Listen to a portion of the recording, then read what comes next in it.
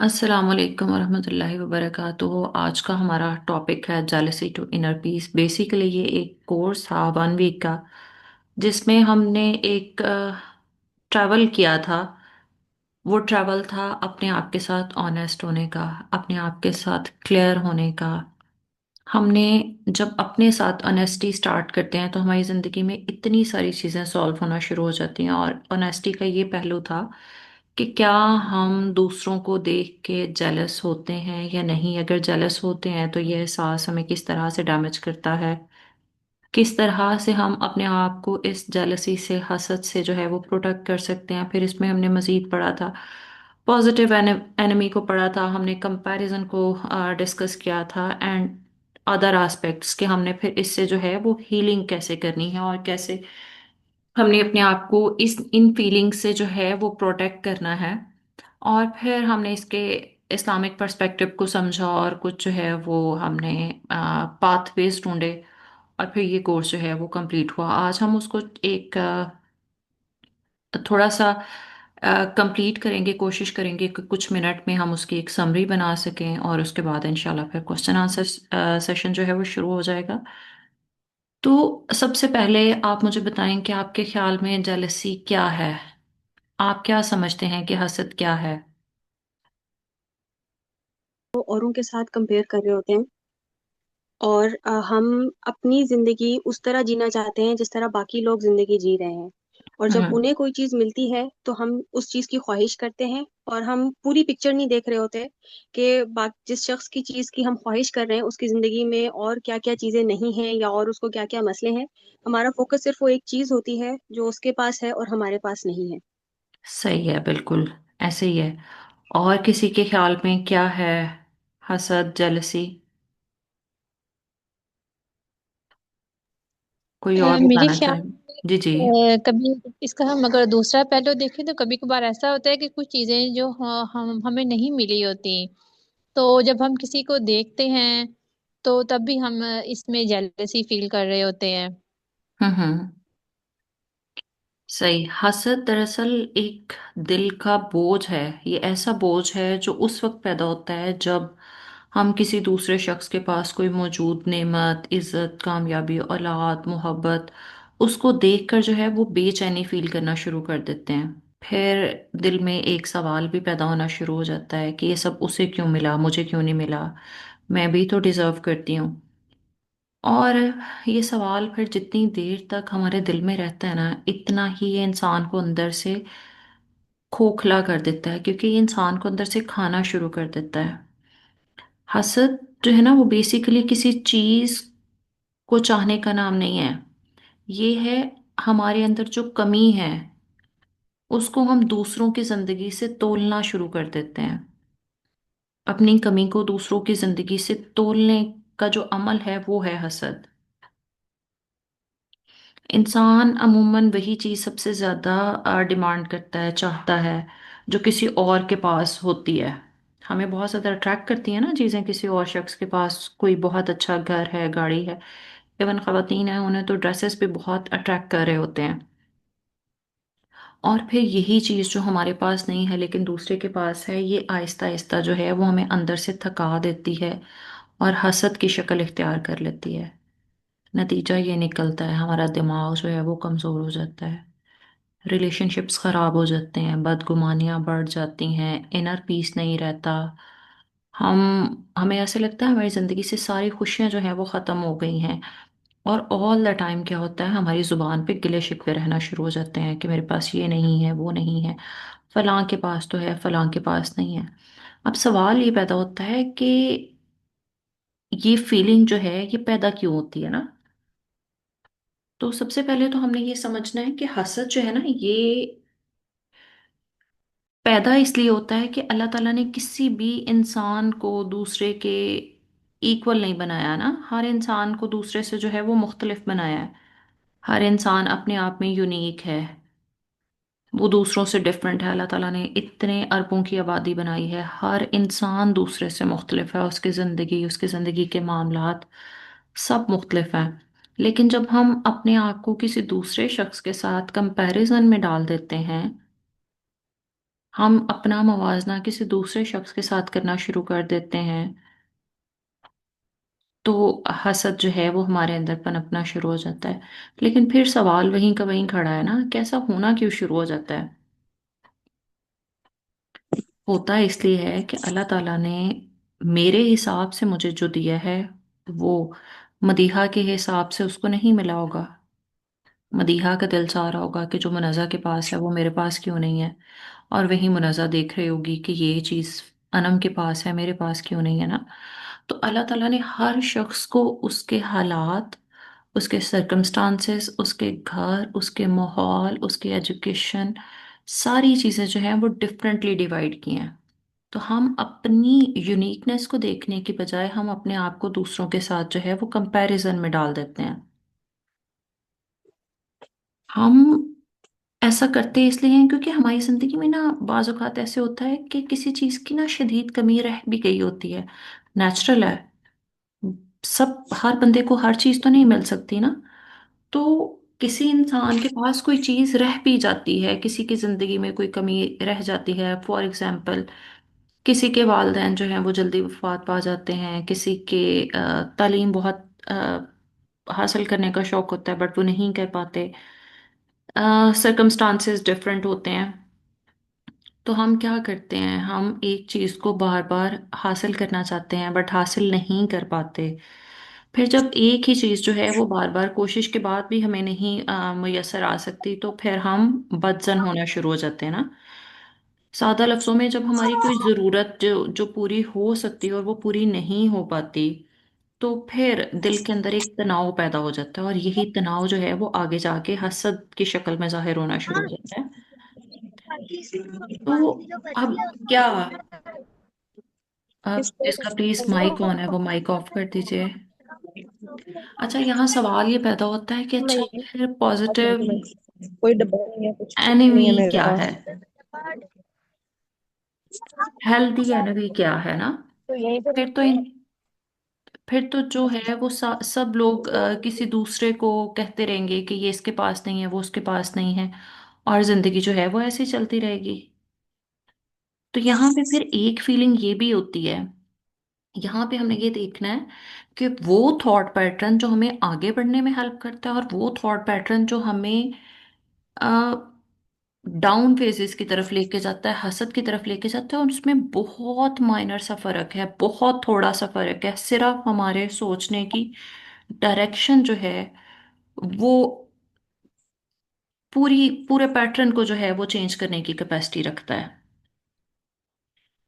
ठीक है, अब हमने समझना है कि हेल्दी एनवी वो होती है जिसमें हमें लगता है कि ये चीज़ मेरे पास नहीं है, मेरी ज़िंदगी में इस पर्टिकुलर चीज़ की कमी है, लेकिन मैं अगर कोशिश करूं तो मैं इसको अचीव कर सकती हूँ ना, मैं इस चीज़ को अपनी ज़िंदगी में शामिल कर सकती हूँ। लेकिन जेलसी क्या है, हसद क्या है?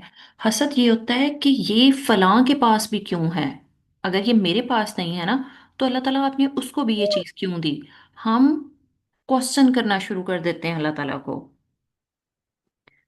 ये दो डिफरेंट थॉट पैटर्न्स है, एक पैटर्न हमें आगे बढ़ने में हेल्प करेगा, दूसरा पैटर्न जो है वो हमारे जहनी तनाव का सबब बनेगा, हमें जो है वो आगे बढ़ने से रोक देगा, वहीं पे चीजें जो हैं वो हमारी खत्म हो जाएंगी। हम जकड़ के रह जाएंगे कि ये उसके पास क्यों है, ये उसके पास क्यों है। बाज औक़ात हमने लोगों को देखा है अपने इर्द गिर्द, हम कहते हैं यार ये चीज़ तो मैं भी डिजर्व करती हूँ, लेकिन ये शख्स डिजर्व नहीं करता जिसको ये मिल गई है। फॉर एग्जांपल, जॉब्स में अगर देखा जाए, तो हम कहते हैं मैंने तो बड़ा अच्छा इंटरव्यू दिया था, ये जॉब मैं डिजर्व करती थी, इसने यकीनन कोई सिफारिश चढ़ाई होगी जो इसको जॉब मिल गई, इसको भी नहीं मिलनी चाहिए थी। फिर इससे अगला लेवल ये आता है कि यार अगर मुझे नहीं मिली तो इसको भी नहीं मिलनी चाहिए थी, इससे भी छिन जाए ये चीज़ ना। तो ये क्या है, दर्जे हैं ना। अभी हम जब बात कर रहे हैं तो हमने तीन चार दर्जे जो हैं वो हसद के डिस्कस कर लिए हैं। स्टेप बाय स्टेप ये अपने अंदर, इसकी जड़ें इतनी मजबूत होती हैं कि ये अपने अंदर दूसरों को जो है वो जकड़ लेता है, बुरी तरह जो है वो अपने अंदर जो है इसको ग्रिप कर लेता है। इंसान की सेल्फ रिस्पेक्ट खत्म हो जाती है, वो अपनी नज़रों में खुद गिरना शुरू हो जाता है, उसको अंदर से ये चीज़ें जो हैं वो थका देती हैं, क्योंकि बार बार इन चीज़ों के बारे में सोचना हमें थका देता है ना। तो इस पॉइंट पे हमने आके ये समझना होता है कि हमारी जिंदगी जो है वो दूसरों से मुख्तलिफ है। हम अपने आप को कैसे किसी दूसरे के साथ कंपैरिजन में डाल सकते हैं, तो यही वो कंपैरिजन जो है हमारी जिंदगी को टोटली स्पॉइल कर देता है। हम क्या करते हैं, हम हकीकत देखना छोड़ देते हैं। हम चीजों के पीछे जो है वो भागना शुरू कर देते हैं। हम इतना भागते हैं कि जो चीजें हमें मिली हुई होती हैं और दूसरों के पास नहीं होती, हम उन्हें देखने के काबिल ही नहीं रहते। आप लोग जरा 1 मिनट में सोच के बताएं कि कौन कौन सी चीजें आप लोगों के पास ऐसी हैं जो आपको लगता है कि सबसे ज्यादा यूनिक है मेरे पास। अल्लाह ताला ने मुझे ब्लेस्ड रखा है इन चीजों के मामले में। आप लोग चैट बॉक्स में जल्दी जल्दी लिखते जाएं ताकि फिर हम आगे बढ़ते जाएं। आपके पास क्या यूनिक है, या आपके पास आप किस चीज से ब्लेस्ड हैं?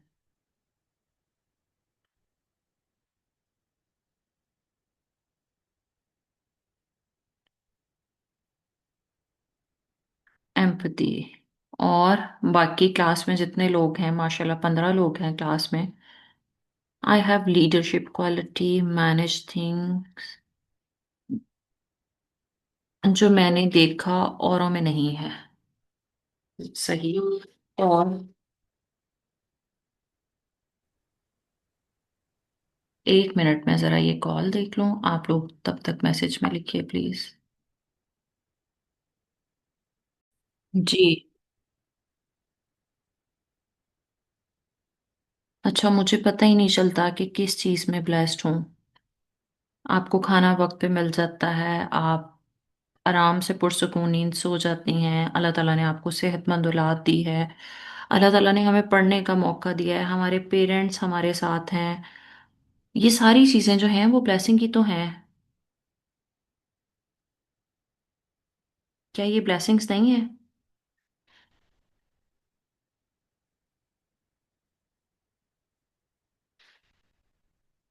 तो हमने क्या करना है, हमने अपनी चीजों को ऑब्जर्व करना शुरू करना है। हम क्या करते हैं, हम दूसरों के साथ कंपैरिजन में इतने ब्लाइंड हो जाते हैं, इतने अंधे हो जाते हैं।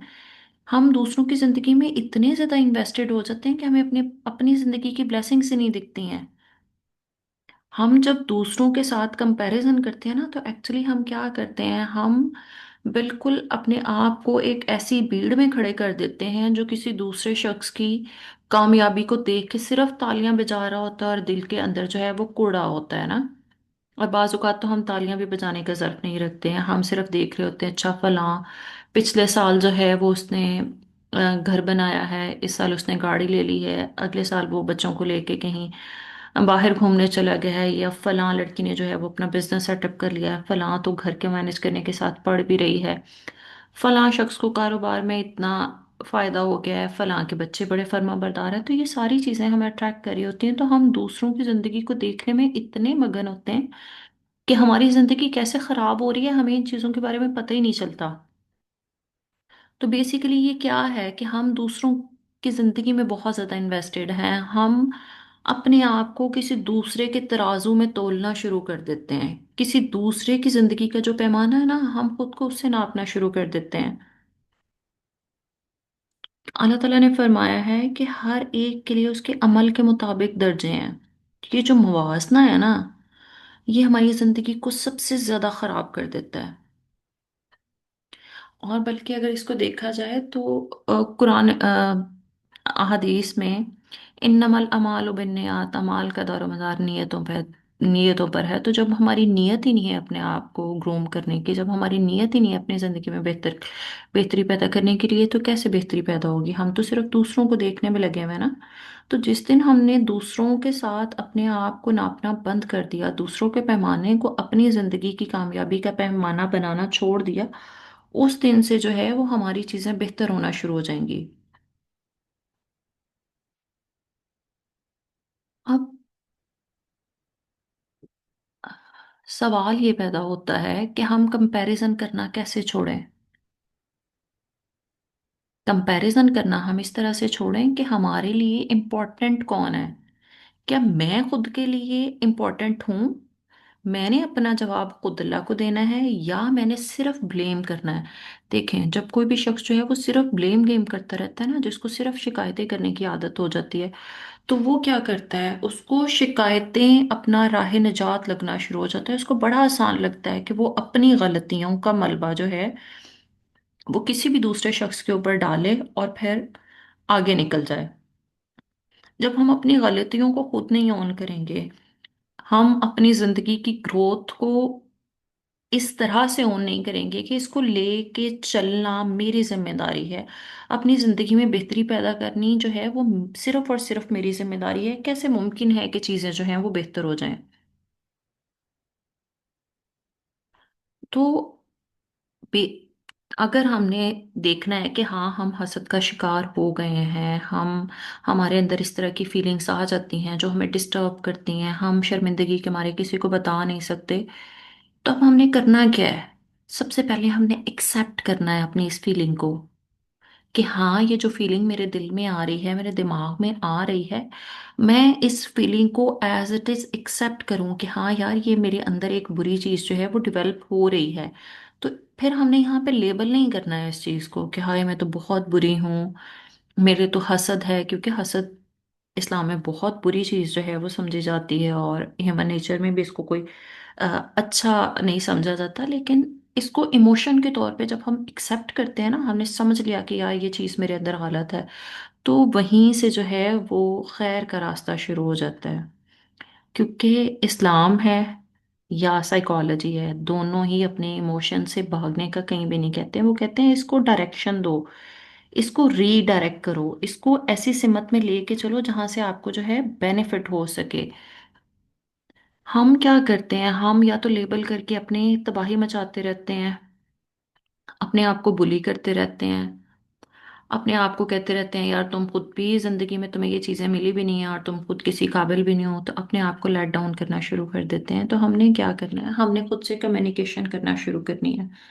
हमने देखना शुरू करना है कि यार मेरी अनमेट डिजायर्स कौन सी हैं, इनमें से कौन कौन सी ऐसी डिजायर्स हैं जिनको फुलफिल करने के लिए, अपनी जिंदगी की कौन कौन से कमियां हैं जिनको पूरा करने के लिए मैं जिंदगी में कोशिश कर सकती हूँ, मुझे जिंदगी में कामयाबी मिल सकती है।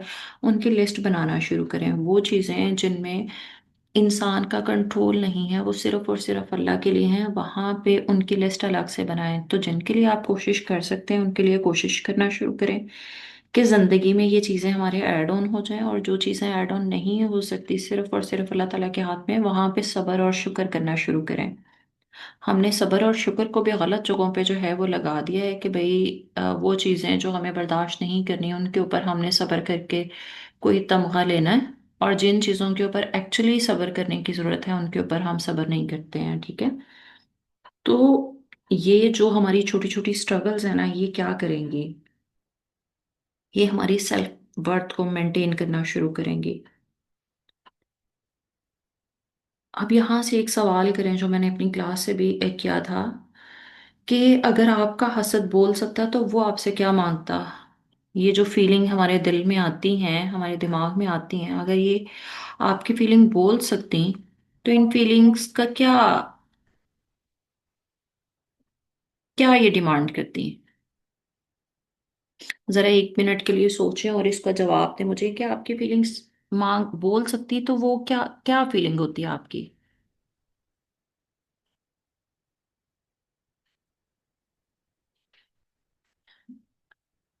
शायद ये मुश्किल सवाल है आप लोगों के लिए, लेकिन खैर इसको सोचें। अगर आप लोगों को लगता है कि हाँ हमारे अंदर हिम्मत है तो ज़रूर लिखें, अदरवाइज अपने दिमाग में इस चीज़ को ज़रूर देखें।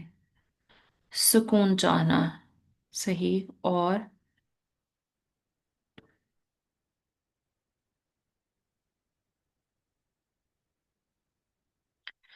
अच्छा, हमने क्या करना है, हमने अपनी सेल्फ वर्थ को जो है वो रिपेयर करना शुरू करना है।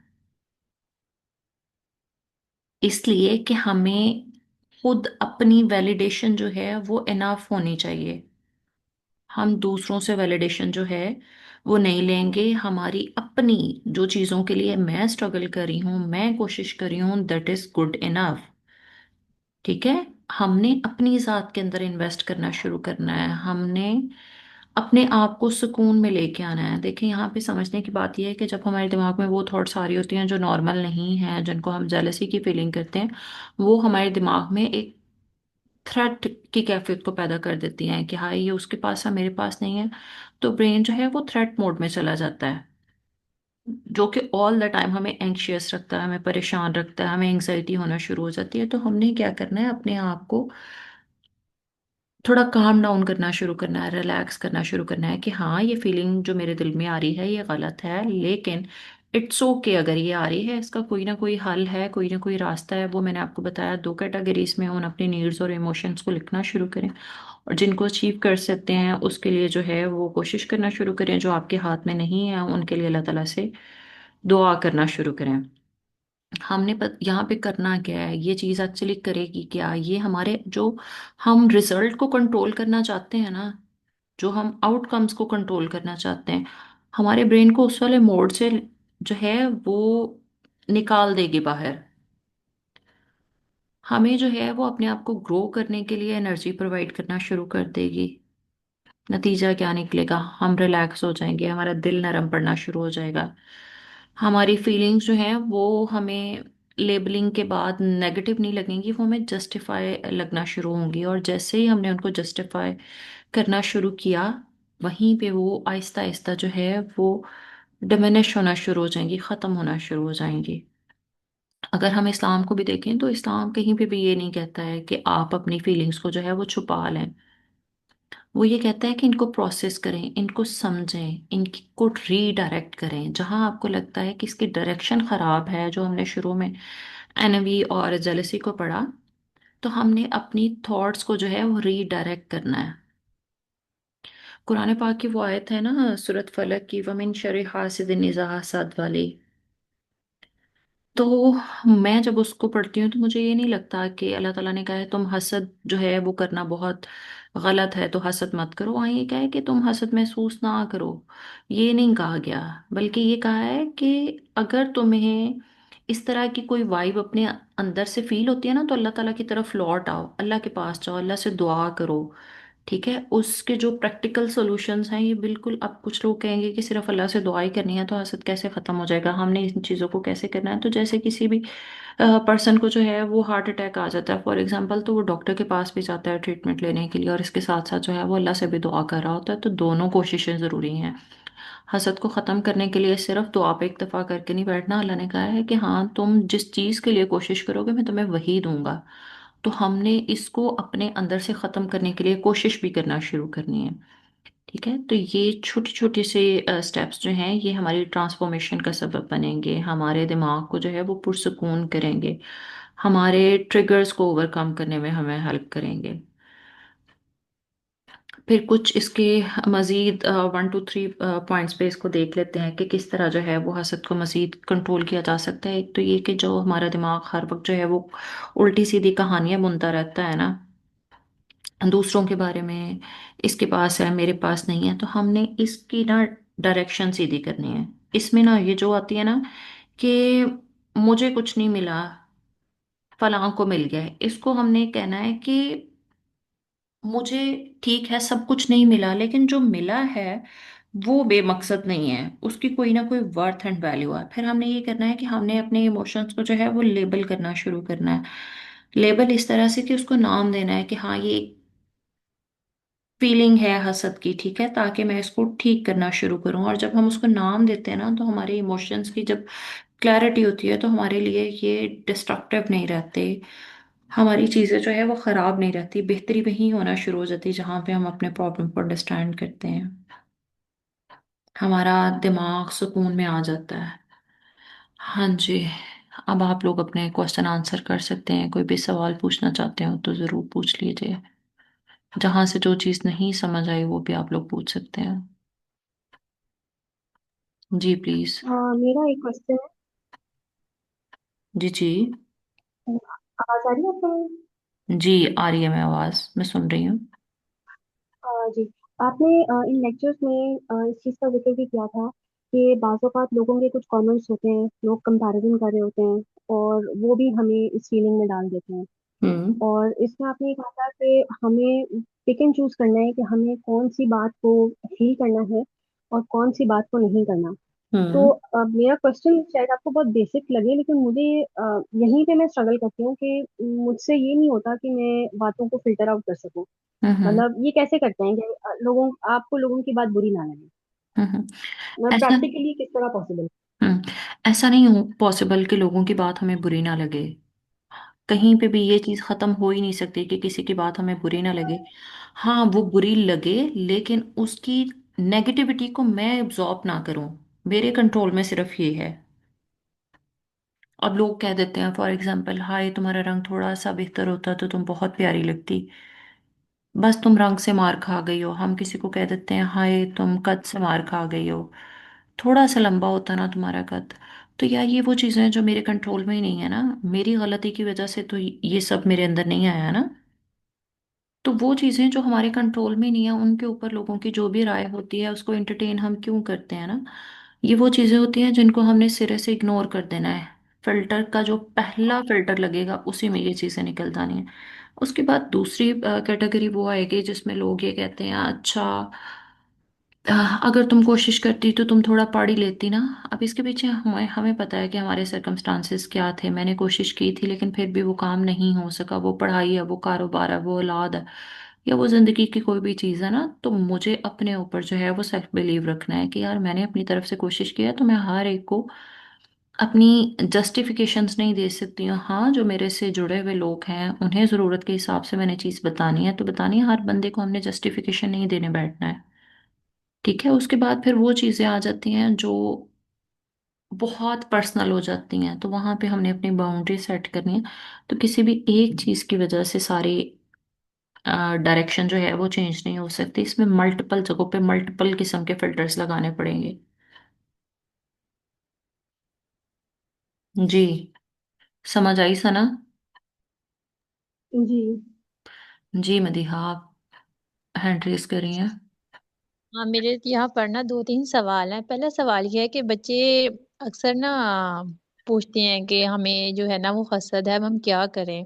अब जैसे मेरी बेटी है ना, तो हम्म। अल्हम्दुलिल्लाह मैंने उसको इमोशंस को लेबल करना सिखा दिया। तो बताती माँ मुझे इससे ना हसद फील हो रहा है, अब मैं क्या करूं। हम्म। तो ये है कि बच्चों में भी ये चीज होती है, लेकिन हम उसको कैसे करें कि इससे आप कैसे बच सकते हैं।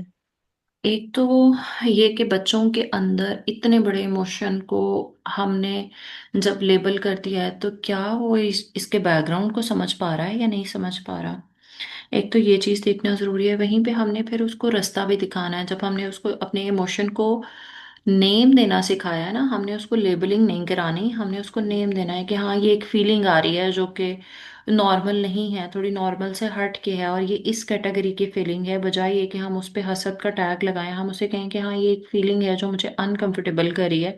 मुझे ये लग रहा है कि फलां के पास ये चीज़ है तो मेरे पास भी ये चीज़ जो है वो होनी चाहिए। तो फिर हम उसे बताते हैं कि अच्छा, फिर अगर आपको ये वाली फीलिंग आ रही है तो फिर हम क्या कर सकते हैं इस फीलिंग को खत्म करने के लिए। अपने बच्चे के साथ काउंटर क्वेश्चन क्या करें, उनके साथ कम्युनिकेट क्या करें कि अच्छा, फिर इस चीज को हम अचीव कर सकते हैं तो कैसे कर सकते हैं, उन रास्तों पे बात करें। अगर वो चीज़ हमारी जिंदगी में नहीं हो सकती तो फिर क्यों नहीं हो सकती, उन वाले एस्पेक्ट को डिस्कस करें। तो डिस्कशन जो है वो बहुत सारी चीज़ों के नए रास्ते खोल देता है और बहुत सारी गलत जगहों पे जाते हुए हमारी सोच को जो है वो रोक लेता है। बिल्कुल। अच्छा, मैं भी ऐसे ही आपकी मुझ में भी कुछ अरसा पहले ना ये फीलिंग्स थी, जेलसी, ये सारी। हम्म। लेकिन वो आपकी दुआ, बात से कि दुआ जो है वो रास्ते बदल देती है। यकीन करें, जब मैंने हजरत मूसा अलैहिस्सलाम का वो तर्जमा पढ़ा, किस्सा पढ़ा, वो उस्ताद नुमान अली खान की वीडियो से मैंने सुना कि जब वो अल्लाह ताला उनसे कहते हैं कि आप फिरौन के पास जाएं, तो वो हम्म। कहते हैं कि अल्लाह, मुझे उनसे डर महसूस होता है। मेरी हम्म। जो जुबान, उनकी जुबान में लुकनत है ना, तो लुकनत हम्म। मैं महसूस करता हूँ उनसे बात करते हुए। फिर अल्लाह ताला ने उनको उनको यानी कि अपने जज्बात का इजहार करते, फिर अल्लाह ताला ने उनको कहा कि नहीं जाओ, अब तुम कामयाब हो जाओगे। तो मैंने वहां से सीखा कि हम अल्लाह ताला से अपने सारे जज्बात का इजहार जो है ना वो कर सकते हैं। तो इस चीज ने, यकीन करें, मुझे इनर पीस इतना दिया कि मैं आपको बता नहीं सकती। हमारी जो कमियों का एहसास है ना, ये हमें अगर बुरी तरह जकड़ लेता है ना तो फिर बाज़ औक़ात हम अंधे हो जाते हैं। लेकिन अगर ये कमियां हमारी ज़िंदगी में हैं तो इट्स पार्ट ऑफ लाइफ, ऐसा मुमकिन ही नहीं है। छोटी सी एग्जांपल दूं कि एक मैराथन रेस जो है वो 0 पॉइंट से शुरू होती है ना, 200 मीटर की एक रेस है। तो उसको हम देखें कि यार ये जो 200 मीटर की रेस है ये जीरो से शुरू हो रही है, लेकिन अल्लाह ताला ने किसी शख्स को जीरो पे खड़ा कर दिया, किसी को +50 पे खड़ा कर दिया, किसी को +100 पे खड़ा कर दिया, किसी को -50 पे कर दिया, किसी को -80 पे कर दिया। अब ये प्लस माइनस का यहाँ कॉन्सेप्ट ऑलमोस्ट सबको समझ आ रहा होगा। ठीक है। किसी को जीरो से आगे खड़ा कर दिया, किसी को जीरो से पहले खड़ा कर दिया, और फिर कहा जाए कि हाँ जी जी रेस जो है वो शुरू कर दें। अब जो +100 पे खड़ा था वो सबसे पहले अपनी रेस जो है वो 200 किलोमीटर की 200 मीटर की जो है वो ख़त्म कर लेगा। उसके बाद जो +50 पे था वो, फिर उसके बाद जो जीरो पे था वो, और जो -50 वाला है फिर कहीं ना कहीं वो भी पीछे भागता हुआ आ जाएगा, और जो -80 या -100 पे खड़ा था वो कहेगा कि यार मैं तो अभी जीरो पे पहुंचा हूं, तो रेस जो है उसका टाइम खत्म हो गया, तो मैं तो कुछ भी नहीं कर सका। नहीं, अल्लाह ताला ने आपको जो दिया था, जितना दिया था, वहां से आगे का जो जर्नी है ना, आप उससे अपनी स्ट्रगल को नापेंगे। आप 0 पॉइंट पे खड़े होने वाले, +50 पे खड़े होने वाले, +100 पे खड़े होने वाले के साथ कैसे कंपैरिजन कर सकते हैं? और +100 पे जो खड़ा है वो कैसे ये कह सकता है कि मैं सबसे पहले गेम जीत गया हूं? वो जो -80 पे खड़ा था उसकी स्ट्रगल आपसे ज्यादा है। आप उसके साथ अपने आप को कंपैरिजन में डाल ही नहीं सकते ना। तो अल्लाह ताला ने सबके लिए मुख्तलिफ मुख्तलिफ चीजें जो हैं वो रखी हुई हैं। हम अपने आप को सिंपली, वन लाइनर क्वेश्चन ये है कि अपने आप को दूसरों के तराजू पे तोलना बंद कर दें। हसद हमारी जिंदगी से खत्म हो जाता है।